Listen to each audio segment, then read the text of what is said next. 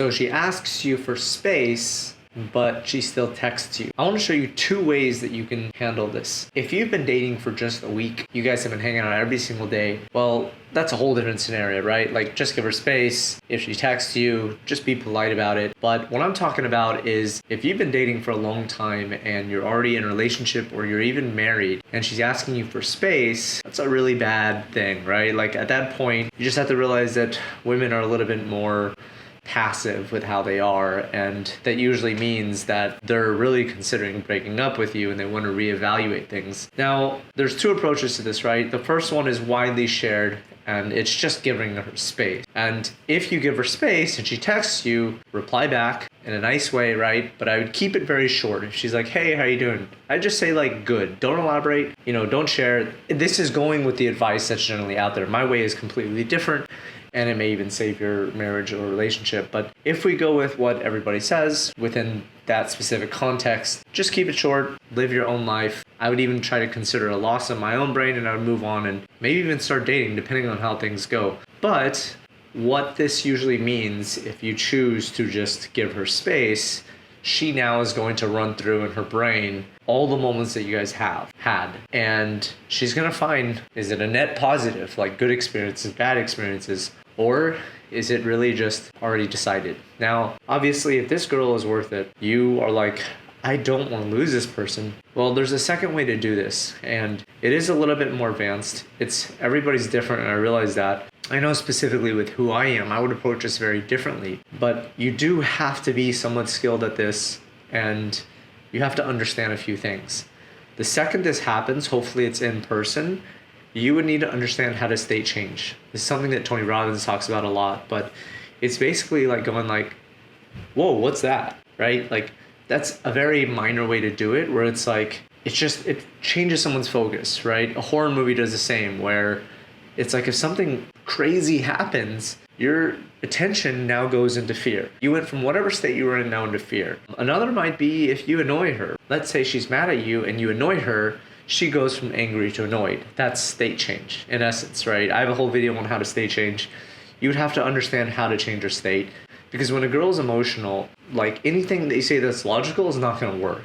Now, the second thing you have to do is you really have to take ownership. This just means that you have to know where you fucked up. And I'm an Amazon seller on Amazon, and I basically sell third-party stuff, my own brand and whatnot. What happens is when you screw up on Amazon, they will just delist you. You can't just message them and say, hey, what did I do wrong? They're not going to tell you. You have to come back and say, I realized that I screwed up here. This is my action plan differently. And believe it or not, the same process works for her as well.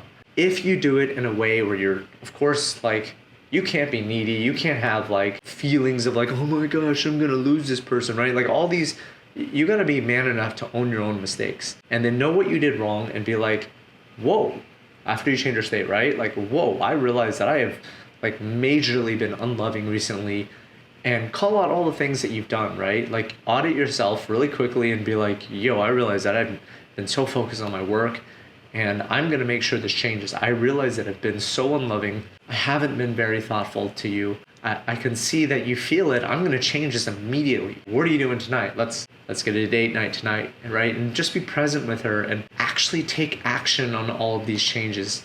And that really goes through with the third thing, which is just being consistent with your word. If you're not someone who knows how to lead, and if you're not someone who understands how to actually just be playful and be present and give her your attention, then these are obviously things you need to work on. There is something in entrepreneurship that I really learned, which is just persistence is what always ends up working. It's not being persistent in a cringy way, but it's being persistent towards the result that you want, which is getting her a good time. And it's really what you have to do is you have to acknowledge your mistakes, say you're sorry, really own up to it, and make changes immediately so that she sees it, and then stay consistent to it and work towards a result no matter what. So if your goal is, I want to make her happy, right? It's not just, oh, hey, I tried. I was consistent and giving her appreciation every day, but she doesn't feel it. Well, maybe that's not her love language, and you need to be persistent at getting to the result. And if you do these things, you've essentially squashed this whole notion of, I need space. Now, I get that you might say like, oh, you know what, she needs time to process it. But at the same time, like from my experience of dating, even doing dates every single day, persistence just crushes. And a lot of what's shared about like, oh, don't text her daily, like all this stuff, it really depends on who you are. And if you're not someone who is like that, that's okay, but you can still follow this in your own way. You can take ownership of it. You could change your state first, take ownership of it, share it with her, and then make up for all the mistakes that you have been making in whatever way and situation that you're in. I hope this really helps with understanding what you can do when a girl asks for space, and if she's still texting you or whatever else is going on. All that matters is that you either A, choose to just give her space, or B, make up for it right then and there. It is so important that you do it right then and there. Let me know how this goes. I'd love to hear from you in the comments, and thank you for watching.